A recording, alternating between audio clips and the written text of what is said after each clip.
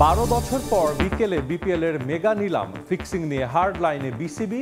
বিজয় মোসাদ্দেকের challenge সামলাতে প্রস্তুত board, কঠোর ব্যবস্থার আশ্বাস। যারা রেড ফ্ল্যাগ আছে তাদের আমরা টিমের সাথে থাকতে তারা পারবে না। আমরা বলে দিব যে this will not get the accreditation card. Dhaka league নিয়ে স্থবিরতা কাটাতে বিসিবির ডাকে সাড়া দেয়নি অধিকাংশ ক্লাব। ক্রিকেটারদের ক্ষতিপূরণ দেবে বোর্ড। 11 ডিসেম্বর প্রথম বিভাগ লিগ শুরু করতে চায় সিসিডিএম। এবং এফসি অনূর্ধ্ব 17 এশিয়ান কাপ বাছাইয়ে ইতিহাসের সামনে বাংলাদেশ। বিকেলে অলিখিত ফাইনালে চীনকে হারালেই প্রথমবারের মতো মূল পর্ব নিশ্চিত করবে লাল সবুজ।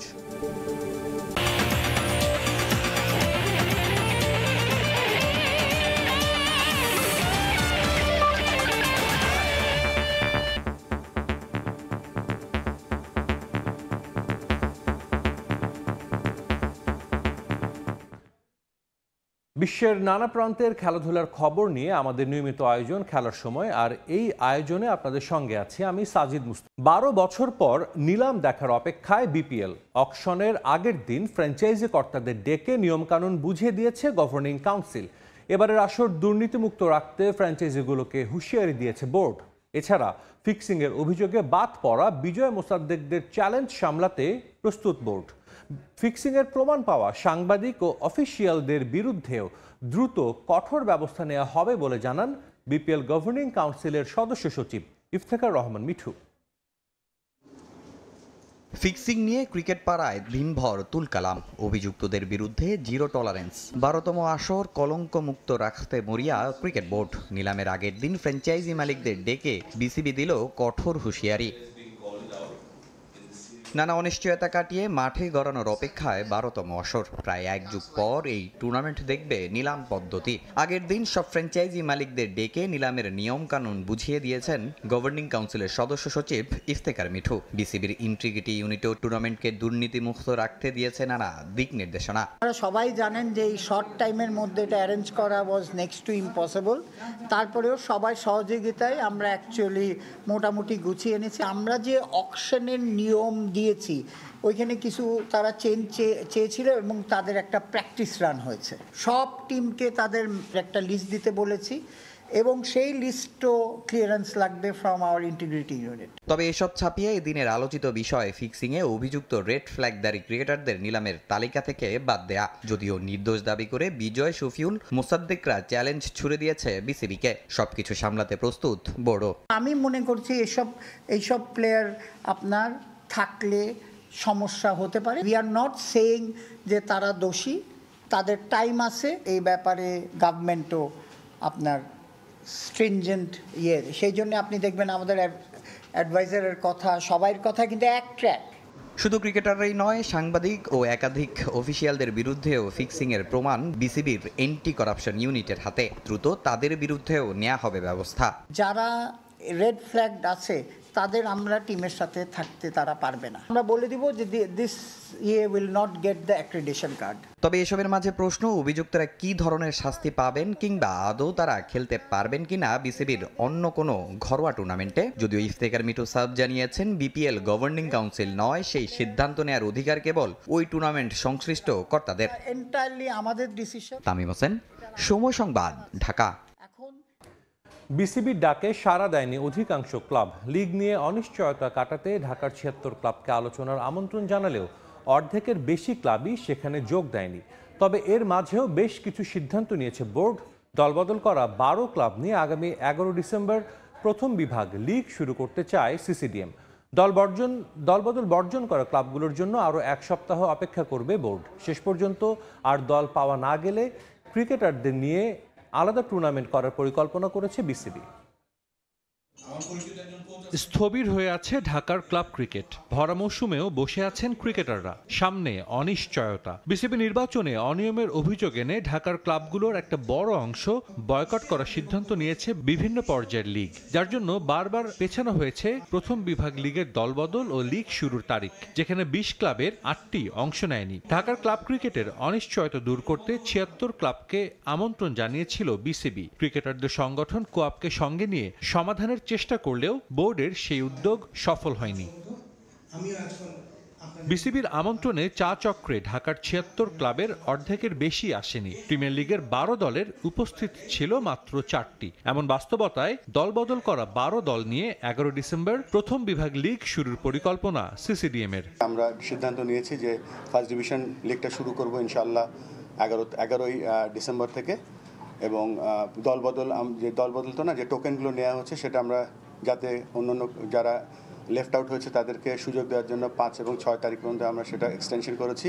এখন বড় প্রশ্ন, লিগের বাকি ৮ ক্লাবের ১৫০-র উপর ক্রিকেটারের কি হবে? সে প্রশ্নের উত্তর দিয়েছেন বিসিবির বড় কর্তারা। প্রথম বিভাগ লিগ খেলতে না চাওয়া ক্লাবগুলোকে নিয়ে ভিন্ন টুর্নামেন্ট করার কথাও ভেবে রেখেছে বিসিবি।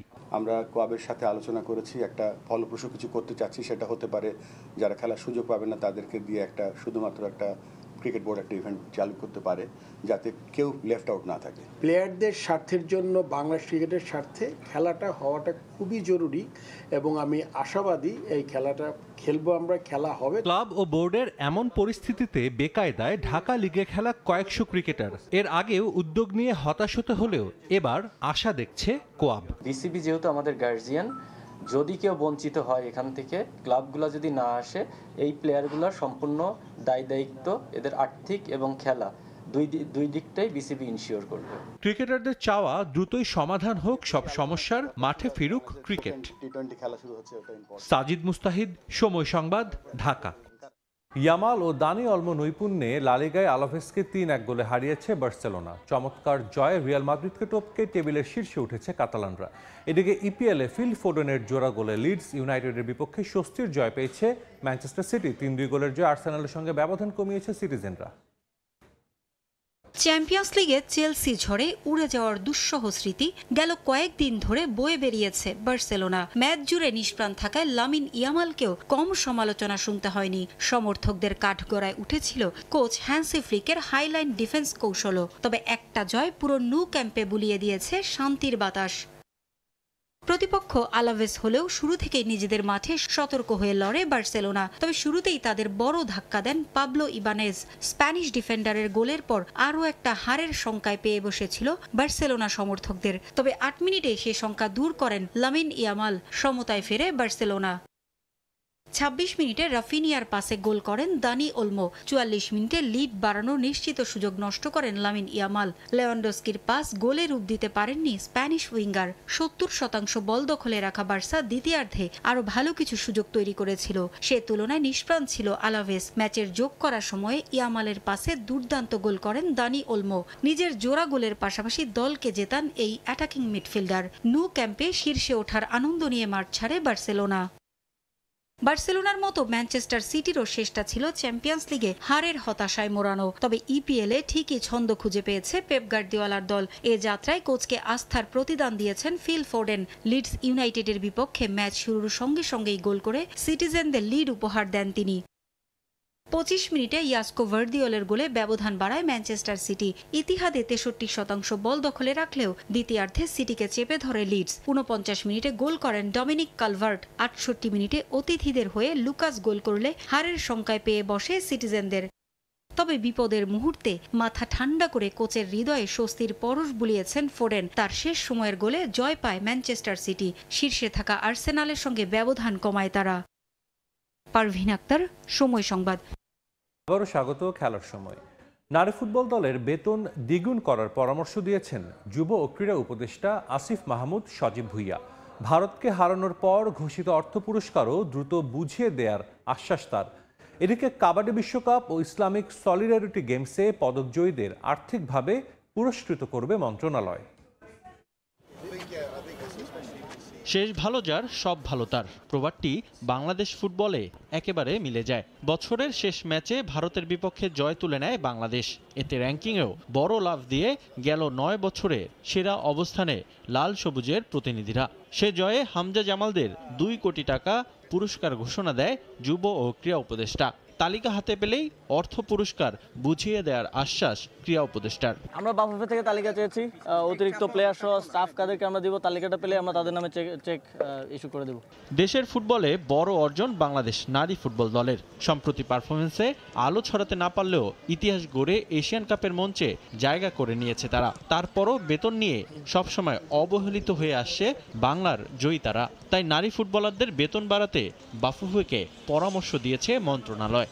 বাফুফে এবং বিসিবি উভয়কেই আমরা নারী প্লেয়ারদের স্যালারি বৃদ্ধির জন্য নির্দেশনা দিয়েছিলাম এবং বিসিবি অলরেডি নারী প্লেয়ারদের ভাতা এবং ট্যুর ফি সমান করে দিয়েছে পুরুষ প্লেয়ারদের সাথে এবং 35% ইনক্রিমেন্ট দিয়েছে। এবং বাফুফেকে আমরা বলেছি যে নারী প্লেয়ারদের নারী ফুটবলারদের স্যালারিটা অনেক বেশি কম, আমরা 100% ইনক্রিমেন্ট দেওয়ার জন্য বলেছি এবং এটার জন্য ফান্ডের জন্য ওনারা আমাদেরকে বলেছে, আমরা ফান্ড চেষ্টা করছি বাফুফেকে দেওয়ার। সম্প্রতি কাবাডি বিশ্বকাপ ও ইসলামিক সলিডারিটি গেমসেও পদক জিতেছে বাংলাদেশ। তাদেরকেও আর্থিক পুরস্কার দেবে মন্ত্রণালয়। তাদেরকে আমরা একটা ইনসেনটিভ দিচ্ছি, তাদেরকে একটু স্পিরিট দেওয়ার জন্য। রিফাতুল ইসলাম মিরন, সময় সংবাদ, ঢাকা।